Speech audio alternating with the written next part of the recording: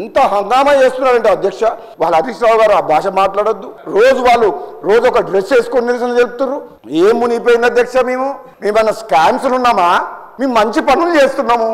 ఆగం చేసిన తెలంగాణని ఆర్థిక మంత్రి మా బట్టి గారి నాయకత్వంలో, ముఖ్యమంత్రి గారి నాయకత్వంలో గాడిలో పెడుతున్నాం. యాదాద్రి పవర్ ప్లాంట్ వద్దు అన్న, తక్కువ ధరకే కరెంటు దొరుకుతుంది అన్న, ఎక్కువ ధరకు మిత్తికి ఇంట్రెస్ట్ తీసుకొచ్చి 40,000 కోట్ల ప్రాజెక్టు కడితే ఈరోజు 9 రూపాయలు 8 రూపాయలు యూనిట్కి పడుతుంది. కాస్ట్లీ వాటర్ ఇంత ప్రపంచంలో కాస్ట్లీ వాటర్ ఏదంటే పిరమైన నీళ్ళు ఏదంటే కాళేశ్వరం నీళ్ళు. అనవసరంగా 3 లిఫ్ట్లు పెట్టి గ్రావిటీ ద్వారా వచ్చే తుమ్మినట్టుని కాదని 3 లిఫ్ట్లు పెట్టి కూలిపోయే ప్రాజెక్టు కట్టి అప్పు చేసిండు. 18 మంది మా గొంతు నొక్కేసి ప్రతిపక్షం లేకుండా చేసిండు. మేము 6 మేము మాట్లాడనీయలేదు. మమ్మల్ని మా గొంతు వినిపించుకో, మా సలహా తీసుకోలేదు, మా సూచనలు తీసుకోలేదు, మా లెక్క చేయలేదు. ఎక్కువ మాట్లాడి తీసుకో బయటపడేసిండ్రు. నిర్వాహకం జరిగింది. పోనీ మేము మాట్లాడలేదు. పోనీ హరీష్ రావు, కేటీఆర్, ఇంకో మంత్రులు ఆనాడు ముఖ్యమంత్రి ఈనాడు ప్రతిపక్ష నాయకుడికి చెప్పే దమ్ము వీళ్ళకుందా? ఆయన కుసమ్మంటే కుసో, లెమ్మంటే లే. కాళేశ్వరం డిజైన్ అయినా ఆయనే, కాళేశ్వరం ప్రాజెక్ట్ అయినా ఆయనే, యాదాద్రి పవర్ ప్లాంట్ పెట్టాలని నిర్ణయం ఆయనదే.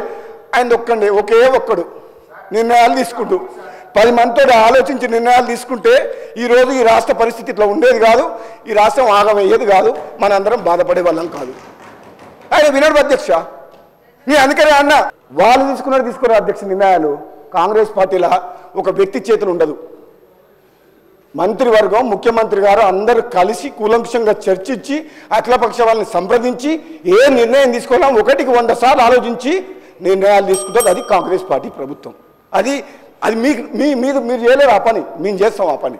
అబద్ధాలను నిజంగా చెప్పినా కూడా హరీష్ రావు గారు చెప్పగలుగుతారు. హరీష్ రావు గారు ఎటువంటి మనిషి అంటే మోస్ట్ క్యాపబుల్ పర్సన్.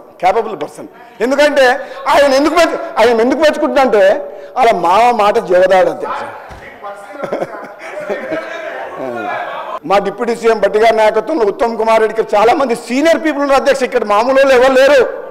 మీ దగ్గరనే 1 మ్యాన్ షో. ఇక్కడ మేమందరం చాలా చదువుకున్న వాళ్ళు. మా మాట బట్టి గారి దగ్గర పోయి మాట్లాడుకునే స్వేచ్ఛ మాకుంది. ఆ వినతి పత్రం ఇద్దామంటే నాకు అపాయింట్మెంట్ దొరకట్లేదు.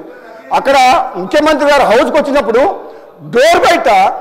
ముఖ్యమంత్రి గారు డోర్ బయట రిప్రజెంటేషన్ తీసుకొని 1 అవర్ నిలబడ్డా అధ్యక్ష. ఒక సభ్యునిగా ముఖ్యమంత్రి గారు లోపల ఉంటే 1 అవర్ నిలబడితే అక్కడ ఉన్న అటెండర్ అన్నాడు, సార్ నాకు బాధ అనిపిస్తుంది మిమ్మల్ని చూస్తే, నాకు ఏడుపు వస్తుంది సార్, మీరు పోండి సార్ అన్నాడు. లోపలికి వినలే అధ్యక్ష.